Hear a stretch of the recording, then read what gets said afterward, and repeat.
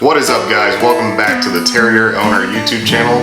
Luna and Josh here, ready to make you guys another video, and today we are covering a topic that was specifically asked for in the comment section down below in a previous video, but we're going to cover my top 9 tips for dealing with shedding with a Jack Russell Terrier, coming up next. Alright guys, super excited to have you guys back, and we're super excited to cover this topic of shedding, which certainly does happen. Welcome back to the channel, guys. If you're new here and you have not subscribed, consider doing so now. This channel is all about the Jack Russell Terrier, helping you guys as much as possible learn how to take care of this dog while having some fun along the way. So subscribe if you haven't, hit the notification button so you're notified every Sunday when the new videos come out.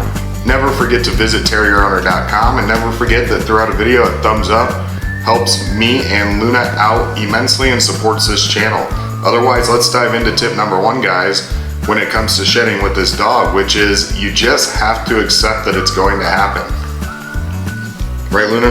Dogs shed, and it is very difficult to find a dog that doesn't shed at all, right? We have 2 that unfortunately shed quite a bit. We have a yellow lab, which you've seen in some of the other videos, and we have Luna here, which for a Jack Russell, she has the coat that is made to shed. The smooth coat, shockingly enough, is the coat with this dog that puts off those little wiry pin needle type hairs into the air, onto the floor, on everything that you own. So if you want one of these dogs, it doesn't really matter which coat you're going for, you know, like a long coat or smooth coat like she is. You just need to accept that shedding is going to take place and then deal with it, which is going to start coming in on these next tips that we have for you. But before we dive into it, I want to emphasize on tip number 2 what we just talked about. You do need to realize the difference between a smooth coat, the shorter coat Jack Russell, which you're looking at right here, and the long coat or the rough coat Jack Russells. A lot of people would think the opposite, that the longer coats shed more frequently, more often, or easily, which is the exact opposite actually. The longer coat Jack Russell shed less than the smooth coat Jack Russell, like Luna here. Let's just take a look. You get hairs in every petting.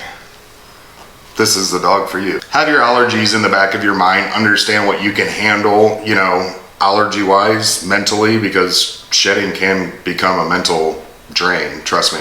And just keep that in mind. And now let's talk about some of the things that you can actually do to help with the shedding, and kick it off with tip number 3, which is you need to brush your dog. You also need to use the correct brush when possible. I've always been a fan of the Kong brushes because they're soft, and I know that they don't do as good of a job as some of the higher end brushes with the real thin bristles. The Kong brushes, I feel like, were designed for big dogs no matter what the situation is, because they have, you know, the wide gaps in between each of the actual like plastic rubbery type bristles. But the reason I like it is because she loves being brushed with it, and it does still remove the hair. I know it's not doing as good of a job. The way that she relaxes during the brushing, how I know how soft it is on her body, is one of the reasons that I like using it so much. But you need to brush them. I would recommend as often as you can, but a minimum of once per week. You know, take them outside, out back, and just brush the crap out of them. Get all of that dead hair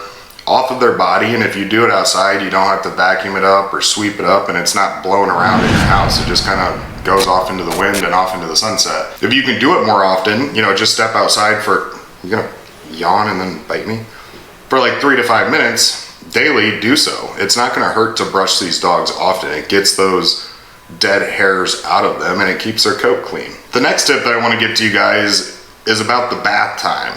And even if this dog stays clean for, let's say, 6 weeks, doesn't mean that you don't need to give them a bath every now and then. You don't have to do it often. In fact, we'll cover that a little bit later in the video, but I would recommend you give them a bath with quality shampoo, conditioner, something that's hypoallergenic, once every 6 weeks. Get them cleaned up, make sure some of that old dirt, debris, and old dead skin cells are removed. Give them a good scrubbing, dry them off, and then go back to your weekly brushing routine. If they get dirty, clearly you can give them a bath more often, but once every 6 weeks is just good overall for the dog. It's good for their skin, but the caveat to that is my next tip is you cannot bathe them too often, because you're actually having the opposite effect. if you overbathe the dog. When you overbathe them, you're irritating the skin, you're drying out the skin, and you're making it to where they're more prone to shed. You're actually worsening the situation, is the best way to put it. So let's just leave this tip as simple as possible. Brush your dog once a week at minimum, more if possible, and give them a bath regardless of the situation about every 6 weeks. No more unless necessary because they go digging through a mud hole.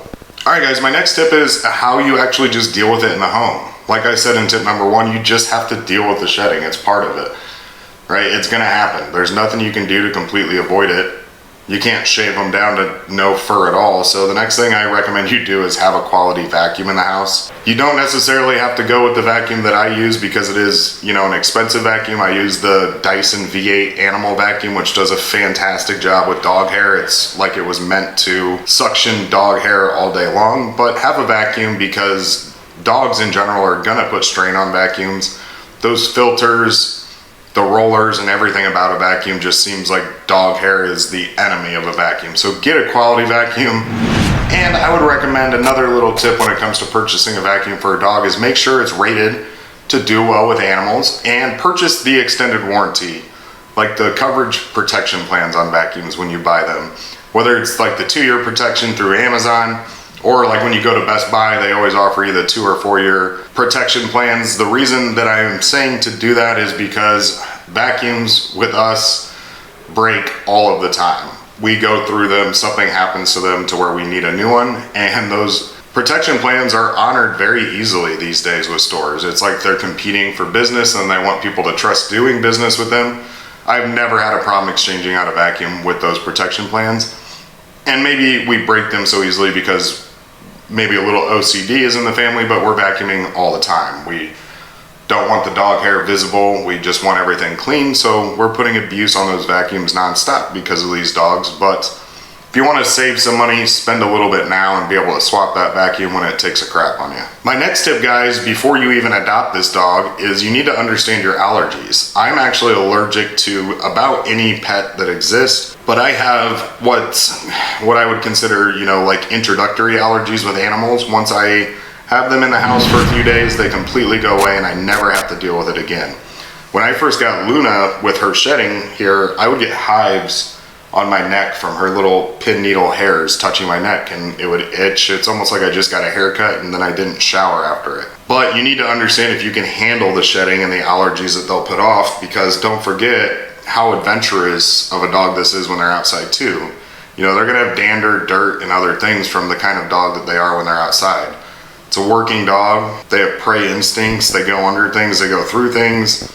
So make sure that you can actually physically handle owning a dog that's going to put off some shedding and dander before pulling the trigger and adopting one. All right, guys, my next tip is just things you can do based on what you allow your dog to do. So another thing you can do if you want to protect things like your couches, the seats in your car, maybe even a section of the bed, is you can buy covers that are meant for dogs to sit on them. You know, if you have a couch that's easy to vacuum, which is our situation, we can literally take the roller of the vacuum and put it up on the couch to vacuum it. Some people don't have couches that allow for that as easily. Like a leather couch would be more difficult to do that with. So what you can do is buy some covers so that the dog hair is kind of isolated to one spot. You can take the cover off and wash it in a washing machine if you need to, and you can go about the shedding issue that way. I think the point that I've been trying to make throughout this entire video is that shedding is just something you're gonna have to deal with. It's more about mitigating the entire amount of hair that's in your house, learning how to clean it, learning how to reduce it the best that you can, and ensuring that you can just handle it in general, because they're going to shed. She sheds. It's the best way I can put it for you guys.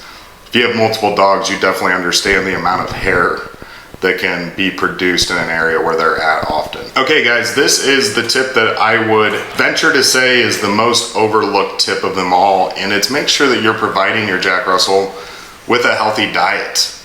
You know, quality dog food, a balanced diet. Maybe talk to your vet in advance about the diet, but it's just like a human when it comes to the things that you put in your body that produce the results on the outside. Dogs, whenever they have an imbalanced diet or they're not getting what they need, it can make a difference in their hair. It can make a difference in their shedding. It can make a difference in their behavior. It can make a difference in their energy level. So a balanced diet, while it doesn't seem like it would directly affect the amount of shedding you're gonna deal with, it does. So make sure that that is kind of forefront and a top priority for you to discuss with a breeder or a vet to make sure that your Jack Russell's getting what they need, and it will probably help in ways that may not be super visible to you at first, but in the long haul it will make a difference. And like we always do, guys, we love to hear what advice you have for us. Do you have a special shampoo you like to use, a hypoallergenic conditioner that works well for you, something that just helps with shedding in general with your Jack Russell that you can share with the community so we can all learn from each other? Be sure to leave those comments down below for us. We love to hear from you and interact. Give us a thumbs up on the video if this has helped you or you've enjoyed our previous videos. Never forget that we have videos every Sunday at 11 a.m. coming out brand new. And don't forget to subscribe if you haven't subscribed so that you can keep watching these videos and learning about the dog breed. You can also visit us at terrierowner.com, check out the blog that is completely devoted to Jack Russell Terriers, and get answers to any frequently asked questions there. We appreciate you guys, and we are going to see you in the next video. Take care.